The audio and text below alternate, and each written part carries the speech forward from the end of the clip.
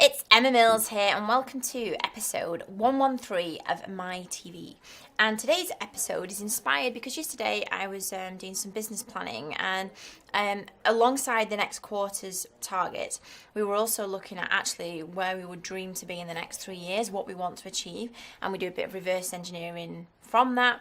What does it mean has to happen in each of those quarters? And actually, in 3 years' time, it means I will have had the business for 14 years. And gosh, that seems like a very long time ago. And we were actually started talking about, 11 years ago when I started, what it was like then, and actually what advice I would have given to my younger self, my younger, inexperienced, just come out of employment self. So you might not know the background to this, but on the 31st of July 2007, I was a full-time PA to a very entrepreneurial, very interesting property developer. And I handed my notice in, and on the 1st of August, I was Emma Mills' freelance PA.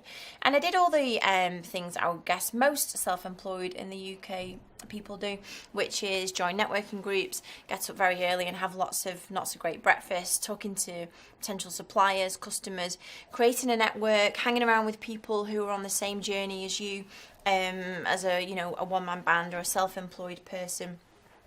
And for sure, when I look back now, the list of things that I did not know was a crazy long list. And I've always kind of maintained that I never thought I was the natural entrepreneur. Maybe I'm being a bit hard on myself, but I definitely never thought that.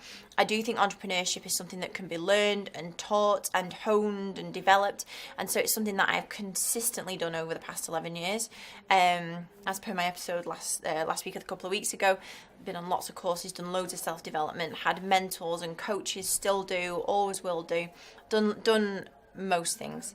But there are a couple of things that I think if I'd have known them then would have made my experience, certainly in the earlier days, very different. And I know that there are people who watch these videos that are maybe thinking about quitting their job and starting up a business or becoming self-employed, or maybe you are self-employed already, you're a solopreneur, and you're on that journey now where you're looking to get to the next step or to get enough work so that you have a business that pays you more than what you used to earn, or you're on that next step to wanting to be able to take a holiday from your business without having to stop earning money, which is always the tricky bit. But when I started as a VA, and this advice applies to those who are virtual assistants or those who are just becoming self-employed, the two main things I would have said to 26-year-old Emma was, number one, charge what you're worth. You're providing a service. In my case, as a virtual assistant, we give time back to customers. We save them money by not having full-time staff, lots of recruitment and all those things that go with having a virtual assistant that you no longer have to think about. And I feel like when you're a self-employed person, one of the first things to happen to you normally is you give a price and they'll say, oh, is there any movement on that? Or can we discount it? Or actually, can you do £15 an hour? Or whatever it might be. And definitely, well, I'm sure it's a confidence thing as well. And you might not have this, but I certainly did. I very much just wanted the work, and I didn't want to turn people down. And I would rather have done work for less money than actually not have the work at all. Now, we wouldn't think like that at all. But in the early days, I would have definitely said to younger Emma to charge what you're worth, as Chris Tucker always keeps tapping into my head. Charge what you're worth. You're providing a service. Somebody wants to buy that service. It has a value on it.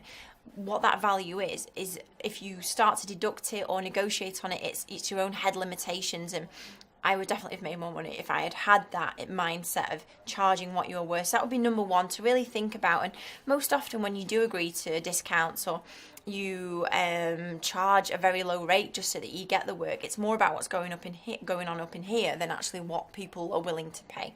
Number one, charge what you're worth. And number two, I would have definitely said to me, don't be everything to everyone with the service you're providing. So the bread and butter stuff that I used to carry out when it was just me working from home in Manchester, my back bedroom, was mainly diary management, monitoring and managing email inboxes, booking travel, those kind of core PA things. We do many more things now, but those were my bread and butter tasks that I did. you would without doubt, at B&I meetings, whatever it might have been, I got asked to do other things which were not in that remit. Would you make some sales calls, or would you do this, would you do that? Things that maybe I actually didn't enjoy doing or want to do, but the whole emotional, psychological side of saying no to it and thinking, well, better to have the revenue coming in and say no to it. And actually now, looking back, I would definitely advise anyone to just double down into what they're really good at, what they love doing, the service they can provide amazingly well. Focusing on that, it also makes it far easier for people to recommend you, and refer you and have you in their mindset when people need your services, rather than being everything to everyone and doing everything.